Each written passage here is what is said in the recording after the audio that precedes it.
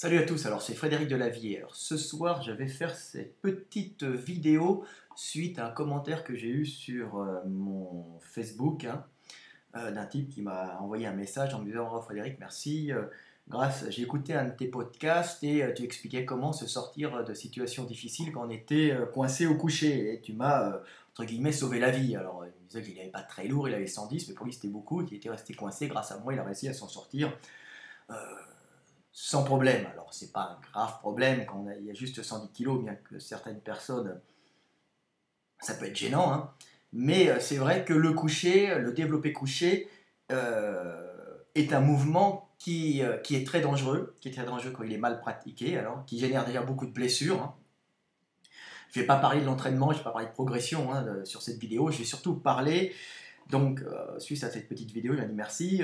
Donc, je me suis dit, c'est bien de refaire un petit récapitulatif pour pouvoir se sortir de mauvais pas, de mauvaises situations en développé couché et comment éviter les accidents et comment éviter les blessures. Alors comme je l'ai dit, le développé couché, c'est un mouvement qui tous les ans dans le monde entier génère beaucoup d'accidents, hein. Alors beaucoup d'accidents parce que les gens travaillent trop lourd, se blessent, c'est normal, ça arrive. Ils font de la compétition et à haut niveau, il y a tout le temps, on est tout le temps à la frontière, on essaye de voir jusqu'où on peut aller, puis souvent le corps ne suit plus, puis on va casser, puis comme en plus les gens se dopent souvent dans ce milieu, dans ce sport qui est développé couché, et pas forcément en sport, même ils le font pour eux, et puis comme ils sont chargés, même pas chargés, ils vont à la limite et le corps ne supporte plus, et paf, ça casse, alors vous pouvez avoir plein d'accidents. Donc, je vais récapituler un peu toutes les techniques pour se sortir de mauvais pas, hein, parce qu'il y a beaucoup d'accidents, comme je l'ai dit, hein. Des trucs classiques, c'est prendre la barre sur la gueule, hein. Ça, il y a des morts aux États-Unis, même en France. Ils avaient eu le russe, là, je crois, l'Ukrainien, je ne me souviens plus, l'année dernière, qui est décédé parce que ses parents n'ont pas eu assez de réflexes. Alors, ça a été un accident stupide et terrible, hein, terrible pour lui, pour sa famille, hein. Donc, il y a des gens qui restent coincés sous les bars aussi. On retrouve aussi, c'est souvent aux États-Unis où les gens ont leur propre salle, hein. Ils s'entraînent dans leur garage, hein, les garages gym, hein, les home gym. Et puis, il n'y a personne avec eux. Ils poussent lourd, ils sont costauds. Et puis, ils restent coincés sous une barre. Et puis on les retrouve au petit matin écrasés sous leur barre, étouffés, parce que en général, les mecs montent à 180, 200. C'est des gros gabarits qui mangent beaucoup, qui sont gros, mais quand ils restent coincés sur une barre, c'est terrible. Donc, je vais expliquer un peu des techniques simples pour sortir, pour éviter de se retrouver dans des situations gênantes. Donc, j'ai noté un peu, hein. La première chose à faire quand vous faites du développé couché tout seul, hein, c'est de toujours verrouiller les pouces quand vous prenez la barre comme ça, hein. Vous prenez la barre, vous ne mettez jamais les doigts du même côté. Les mecs vont dire: oui, mais moi en compétition, ça c'est de la compétition. Quand vous êtes tout seul ou quand vous n'êtes pas sûr, vous mettez les doigts comme ça avec le pouce en opposition sur la barre, pour fermer là-dessus, hein, pour verrouiller, hein, pour la bonne raison que la barre comme ça est coincée ici, elle ne peut pas sauter avec le pouce et tomber. Vous voyez, vous êtes ici, le long des avant-bras, et à ce moment-là, elle peut vous tomber ou sur la poitrine ou sur le cou. Alors en général, ça lâche que d'un côté, hein. Vous risquez de la prendre sur le cou, sur la mâchoire, hein. Alors il y a des gens qui sont morts avec la barre qui est tombée sur la mâchoire, fracture du crâne, euh, fracture, fracture, comment dire, le cou écrasé, hein, trachée écrasée, ils sont morts. Donc quand vous êtes tout seul, hein, faites un verrouillage et ne mettez jamais les mains toutes du même côté. Ils appellent ça la suicide grip aux États-Unis, hein. La grippe suicide, quoi. Donc, vous vous suicidez. Donc ça, on le fait en compétition. Les mecs le font en compétition parce qu'ils gagnent 1 centimètre, hein, si vous voulez. Ils ont 1 centimètre de moins à pousser, ils ont tous les doigts de chaque côté, mais ce sont des pros, ou ce sont des mecs qui en font depuis très longtemps, hein, et ça permet d'avoir la barre quand elle est posée juste là sans le pouce, hein, mais c'est très dangereux, d'avoir directement sur le poignet, vous voyez, et on n'a pas on gagne souvent 1 centimètre, hein, et quand c'est ici plutôt que quand vous êtes comme ça, hein, voilà. Donc c'est pour ça que les gens, quand ils sont en compétition, le font dans cette position, parce qu'ils ont la barre qui repose exactement ici, hein, donc ils ont une meilleure poussée directement sur les os des avant-bras, hein, et sur le bas comment dire, du carpe, hein. Donc ils ont une meilleure sensation. Et et il gagne en général à peu près 1 cm, ce qui en concours est important. Mais c'est dangereux, ça ne vous sert à rien de gagner 1 cm si c'est pour vous prendre la barre sur la gueule, quand si vous ne faites pas de compète. Voilà, donc la position des doigts, alors je vous la montre encore, je vous la montre. Hein, voilà, là j'ai dessiné, vous voyez, bonne position, hein, c'est mon bouquin. Mauvaise position, suicide grip. Hein, voilà. Ça, les gars, quand vous êtes tout seul, on verrouille, on ferme avec le pouce. Ensuite, un truc quand vous vous entraînez tout seul, si vous n'êtes pas bien équipé, vous avez juste un banc classique, vous êtes chez vous tout seul, alors comment vous allez faire? Ben, vous allez charger votre barre, vous commencez à être assez fort, et pour ne pas rester coincé sur la barre en cas d'une reps où vous êtes surestimé, hein, vous restez coincé sous la barre, alors la grosse connerie c'est de mettre des clips. Hein. Les clips, ça va quand vous avez des copains, ça stabilise la barre, ça stabilise les poids. Mais quand vous êtes tout seul, vous enlevez les clips. Ça vous permet, si vous êtes coincé sous la barre, vous ne pouvez pas la remonter, vous êtes tout seul, hein, et ben vous allez basculer légèrement sur le côté, comme ça, hop, et comme ça, tous les poids vont tomber. Hein. Donc voilà, hein, j'ai mon petit Playmobil qui est là. Hein, voilà, Playmobil, vous êtes comme ça. Hein. Alors lui, il n'a pas de clip. Hein. Vous êtes coincé avec la barre sur la poitrine. Alors vous avez la barre sur la poitrine. Ben, vous allez doucement faire comme ça. Comme ça, tous les poids vont tomber d'un côté et les autres vont tomber après. Hein. Voilà, ça, c'est le petit conseil avec le Playmobil. Donc voilà, ça, c'est si vous restez coincé, enlevez les clips. Hein. Alors évidemment, si vous êtes en salle, gardez vos clips. Vous avez des gars qui vous parlent. Vous pouvez vous entraîner comme ça. Donc ça, c'est une sécurité à faire, vous allez voir, ça va vous sauver la vie si vous êtes en garage gym, en home gym, vous entraînez chez vous tout seul, vous voulez faire une bonne répétition, vous êtes sûr de ne pas rester coincé. Hein. Hop, vous basculez d'un côté, alors ça va tomber d'un côté, hein, et puis après, boum, ça va tomber de l'autre. Si vous avez des voisins, ils vont entendre un gros boom, mais bon, vaut mieux faire ça que rester coincé, puis qu'on vous retrouve étouffé sous une barre au petit matin, tout blanc. Hein. Avant, vous avez été tout rouge avant, mais bon, c'est pas cool. Donc voilà. Ensuite, si vous voulez plus de sécurité, que vous êtes tout seul, vous êtes dans une salle où un truc qui est bien, c'est de travailler. Alors, ça, c'est vraiment bien, c'est de travailler en cage. Hein, en cage ou sur des bancs spéciaux, des bancs avec des sécurités latérales. Hein, ça veut dire que si vous êtes coincé, vous pouvez reposer la barre. Hein, alors, vous mettez la sécurité au niveau de la poitrine, ici. Hein, hein, je parle, ou un peu à l'intérieur, vous voyez, hein, vous réglez la sécurité très bas, même si la barre s'enfonce un peu dans la poitrine. Comme ça, vous pourrez vous dégager si vous ne remontez pas la barre. Hein.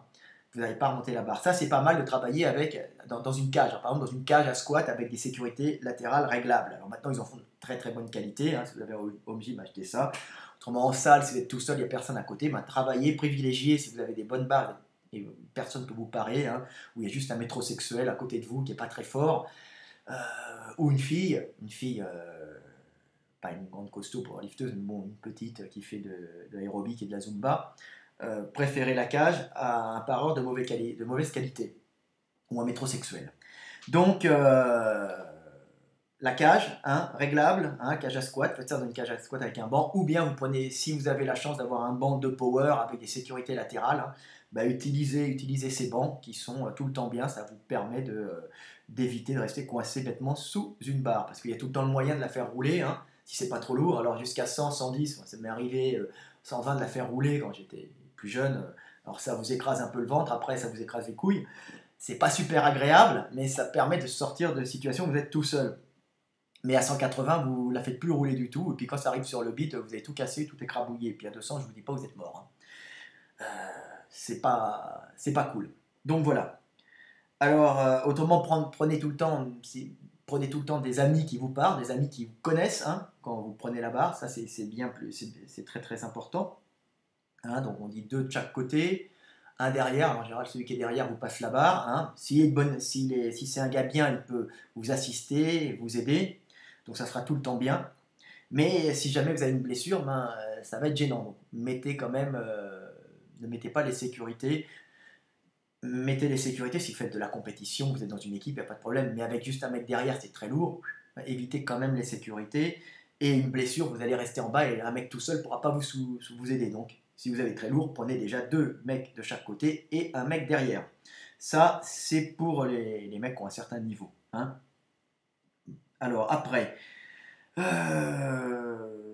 ouais, juste quand vous faites donner la barre, hein, n'hésitez pas à parler au gars et lui dire bah, donne-moi la barre quand je compte 1, 2, 3, ou bien la respiration, je prends la respiration et tu me donnes la barre quand j'ai fini d'inspirer, je te fais OK, hop, et tu prends la barre. Ça, c'est des petits trucs à donner au gars, hein, parce que tout le monde ne le sait pas. C'est une vidéo basique hein, que je fais, mais il y a beaucoup d'accidents, hein.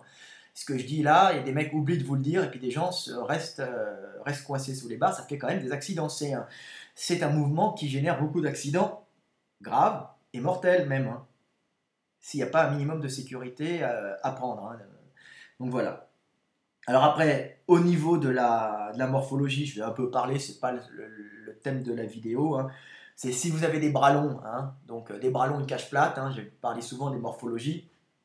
Ben, bras longs, cage plate, pour éviter de vous déchirer le faisceau, le grand pectoral, où vous déchirez des fibres, hein, où vous arrachez le tendon, hein, avec un certain poids, vous forcez, vous montez, bah, resserrez un peu la prise, hein, hein, parce que les gens qui ont des bras longs et une cage plate, bah, quand ils vont descendre en bas, hein, et ben ils vont étirer encore plus les pecs. Alors j'ai peut-être des petits dessins pour vous montrer ça, hein. Alors ils risquent de déchirer, hop, ici le grand pectoral. Vous voyez, alors on se retrouve avec ça, c'est au pire, on se retrouve avec une déchirure, un arrachement du tendon du grand pectoral, hein, sur l'humérus. Alors c'est assez gênant, hein, parce qu'après il faut aller à l'hôpital se le faire remettre.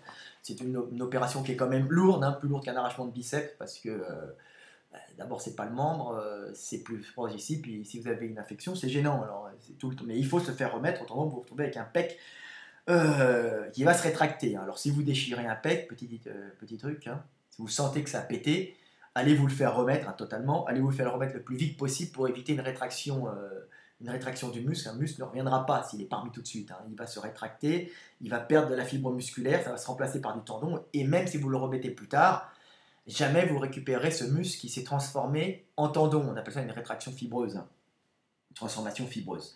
Donc voilà. Ensuite, alors en général, c'est le faisceau claviculaire du pec qui lâche, mais vous pouvez avoir un arrachement total, hein, ce qui est assez gênant. Donc, je parlais aussi de la morphologie, je vous montre un peu. Alors, c'est tiré de mon bouquin, qui est un bon bouquin, hein. Voilà, alors vous voyez, hein, quand on fait le développé couché, ici, hein, ça tire énormément sur le pec, hein, c'est lui qui ramène le bras comme ça, hein, hop, quand on est là, donc vous voyez, ça tire beaucoup. Alors, on s'aperçoit quand il y a une grosse cage et une petite cage, hein, vous voyez, bah, la grosse cage descend moins, donc normalement, ça tire moins sur le pec, hein. Donc c'est des petits trucs à savoir. Donc voilà, une grosse cage ici. Vous avez là, hein, ça c'est une morphologie de bencher. Lui, il lui arrivera pas d'accident parce qu'il a bras court, cage épaisse.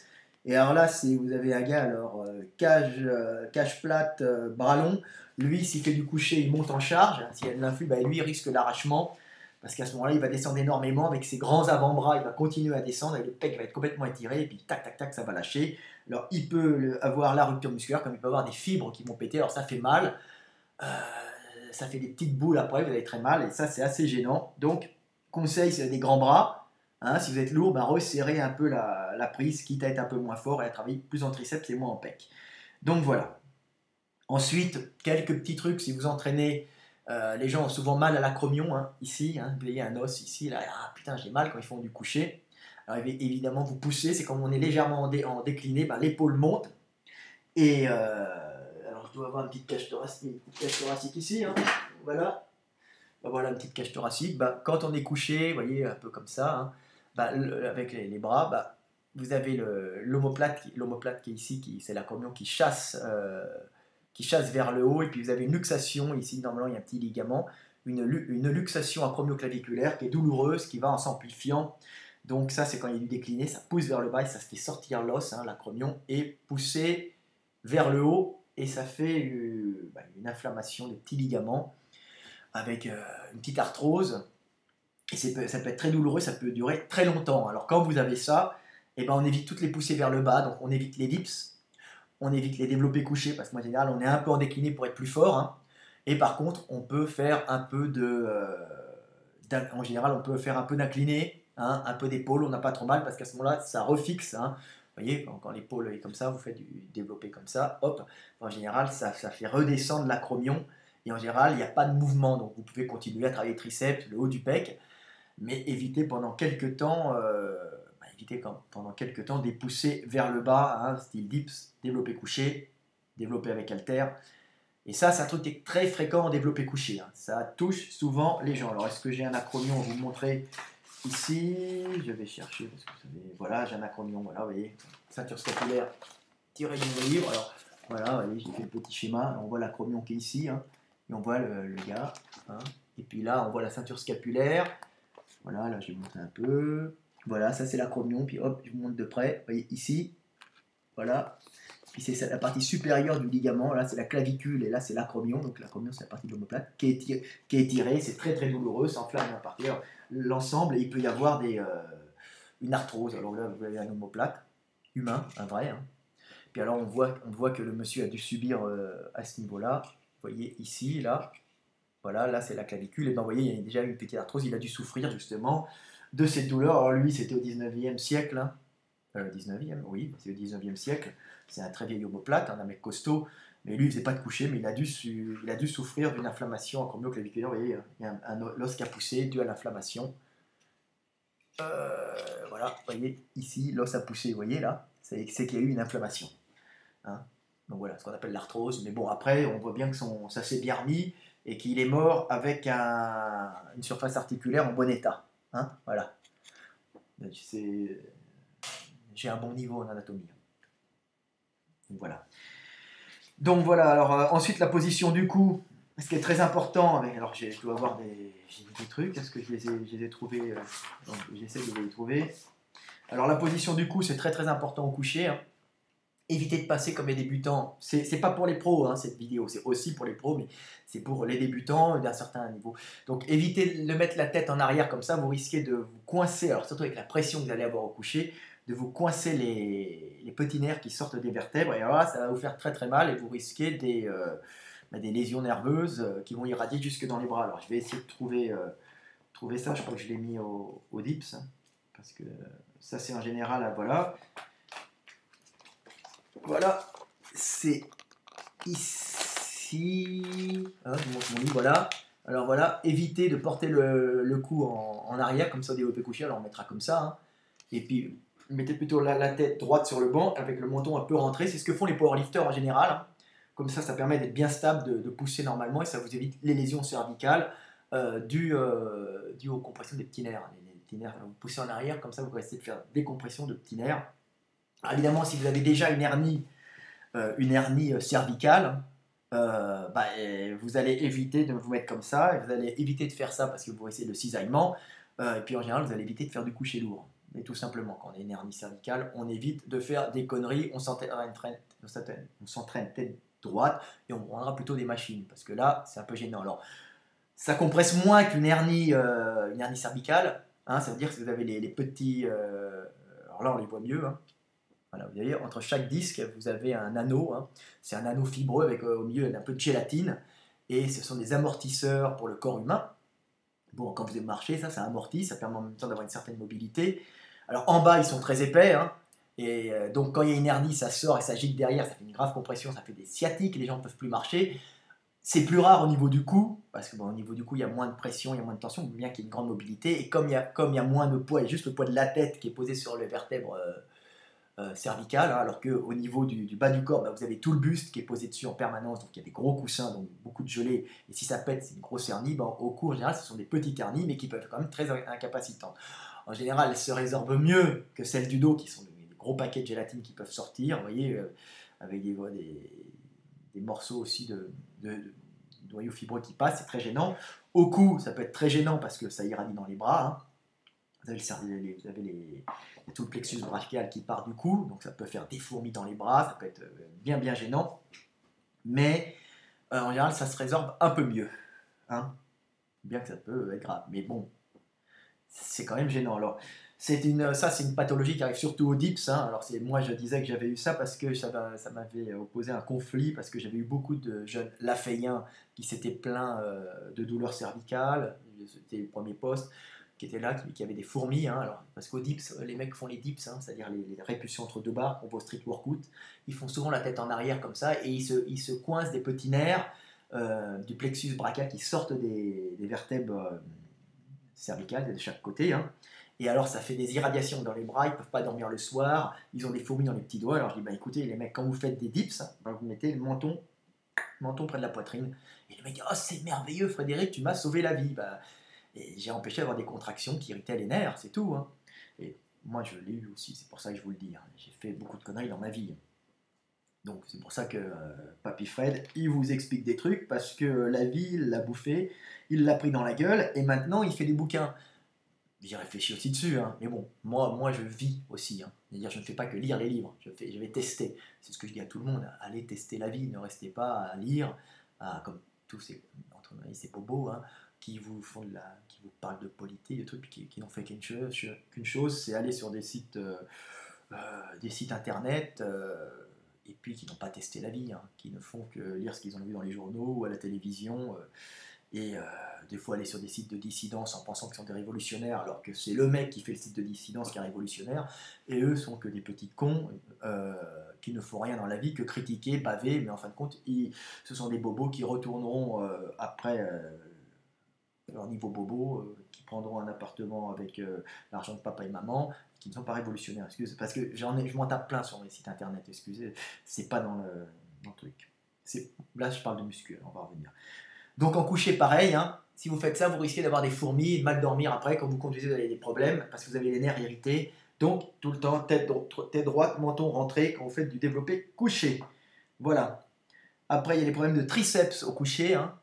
Alors quand vous commencez à avoir des douleurs au niveau du triceps, hein, parce que vous poussez très lourd, bah, on va arrêter un peu de forcer sur le coucher, on va faire plus léger, puis on évite tous les mouvements qui font mal. Et comme en général, le tendon du triceps qui vient s'accrocher ici, en général, quand il s'use à une certaine partie, il s'use pas, et en général, il ne s'use pas d'une façon uniforme. Donc ça commence à s'user à un endroit. Donc c'est assez facile de rectifier le tir en changeant de mouvement. Hein. Ça veut dire qu'au lieu de faire par exemple, du coucher, vous allez faire de l'incliné un peu plus serré ou des haltères, des mouvements qui vous font pas mal. Hein. C'est-à-dire qu'on peut, en changeant un peu la position, avoir une incidence sur le tendon et ne pas solliciter le tendon de la même façon qu'au coucher. Hein. Ou bien faire quand vous faites les triceps, hein, ça peut être aussi des pathologies qui sont liées à des mouvements de triceps, hein, au coucher. Donc vous changez vos mouvements de triceps et travaillez tous les exos qui vous font pas mal. Hein. Et puis évitez des fois de finir trop le mouvement.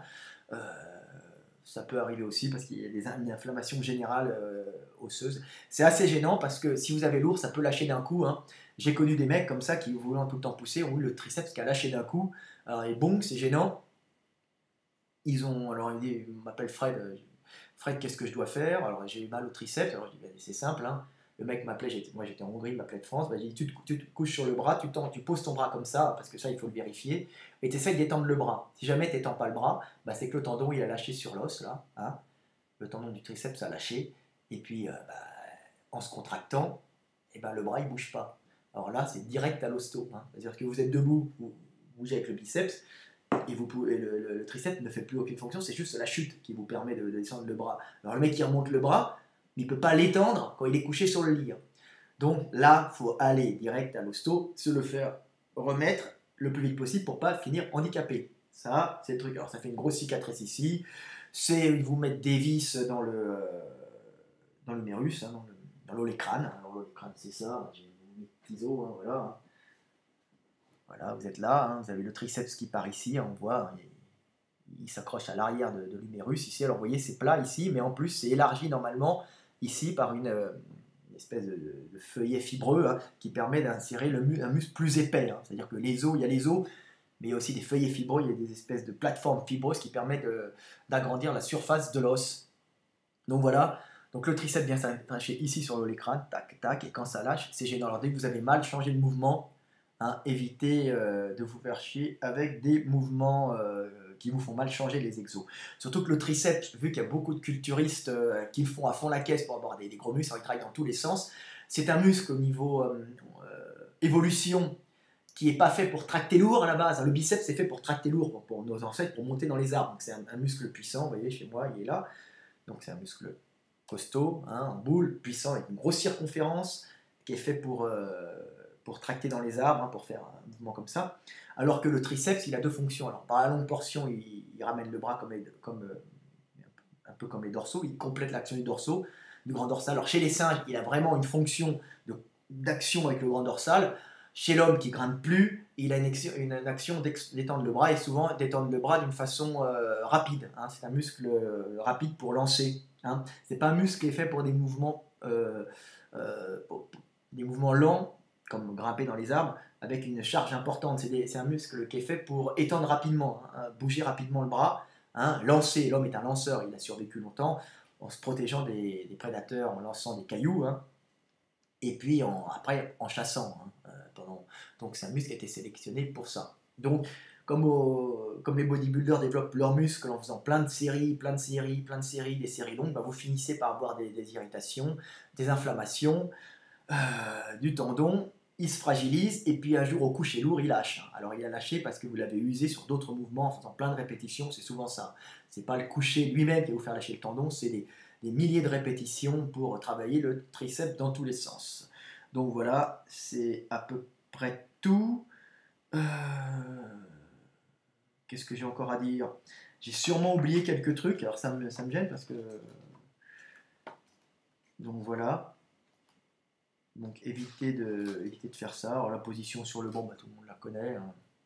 On peut avoir une position sur le banc, pied au coucher, je ne vais pas parler du dos, mais en général quand vous êtes couché, si vous avez mal au dos, bah, évitez de cambrer si vous avez déjà une hernie ou si vous avez déjà une pathologie dorsale. Hein. Par contre, si vous n'avez rien, cambrer c'est pas mal, ça permet de faire travailler le bas, mais de faire plus travailler le bas et d'avoir plus de force parce que le bas des pecs est plus puissant, puis en même temps de pouvoir fermer les bras sans être embarqué comme ça. Donc voilà, c'est à peu près tout. Est-ce que j'ai d'autres trucs à expliquer? Sur le coucher, je vous ai montré les morphologies. Le triceps, j'en ai parlé. Comment sortir des histoires, la rupture du triceps, j'en ai parlé. C'est à peu près tout. Hein. Si, vous avez aussi les problèmes, et ça je pourrais faire une vidéo sur l'épaule après. Les problèmes de supraépineux et d'infraépineux. Alors on va dire que c'est essentiellement un problème d'infraépineux au coucher. Hein. Parce que, alors c'est ça, je vous ferai une autre vidéo dessus. Là vous avez le supraépineux qui est dans sa loge, là, et là vous avez l'infraépineux. Alors au coucher, l'infraépineux, c'est surtout l'infraépineux qui morfle, hein, parce que comme vous ramenez les bras comme ça, il est étiré, il est là c'est l'omoplate, c'est derrière moi, il s'accroche ici. Hein. Vous voyez toute cette surface de l'omoplate qui est derrière, c'est l'insertion du supraépineux qui permet d'avoir une rotation, alors c'est pas la même taille, hein, mais qui permet d'avoir une rotation externe ou interne du bras, comme ça, hop. Alors une rotation externe du bras, pas interne, qui permet d'avoir une rotation externe. Mais quand le bras est en position rotation interne comme ça, vous allez étirer l'infraépineux, donc celui qui se trouve ici, hein, sur l'os qui est accroché ici, hein, on voit bien, hein, vous voyez, tout ça c'était l'insertion hein, de infraépineux.